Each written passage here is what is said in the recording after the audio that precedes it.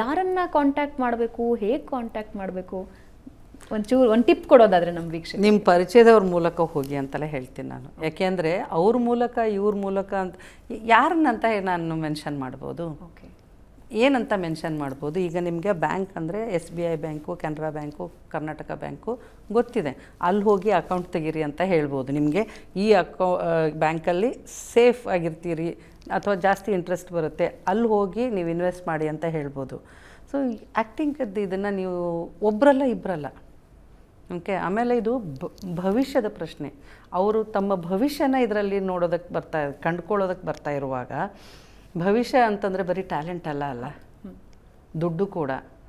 ಆಮೇಲೆ ಅವರು ಒಬ್ಬ ವ್ಯಕ್ತಿ ಯಾವತ್ತೂ ಒಬ್ಬ ವ್ಯಕ್ತಿ ಅಲ್ವೇ ಅಲ್ಲ, ಒಂದು ಕುಟುಂಬ ಹಿಂದೆ ಇದೆ, ಜೊತೆಗಿದೆ. ಸೊ ಜವಾಬ್ದಾರಿ ಇದೆ. ಸುಮ್ಮನೆ ಕನಸು ಕಾಣೋದು ಬೇರೆ.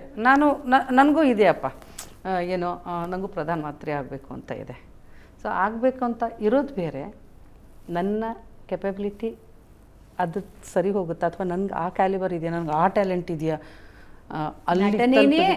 ನನ್ನ ಜೀವನಾನ ಅದು ಅದು ಇಲ್ಲದೇ ನಾನು ಇನ್ನೇನು ಮಾಡೋಕ್ಕಾಗಲ್ಲ ಇದೆಯಾ. ಸೊ ಎಲ್ಲ ಸಾರಾಸಾರ ಯೋಚನೆ ಮಾಡಿ ನಿರ್ಧಾರ ತಗೊಳ್ಳೋದು. ಆ ಥರದ ನಿರ್ಧಾರ ದಯವಿಟ್ಟು, ಸಾಕಷ್ಟು ಜನ ಬರೋದು ಆ ಥರದ ನಿರ್ಧಾರದಿಂದ.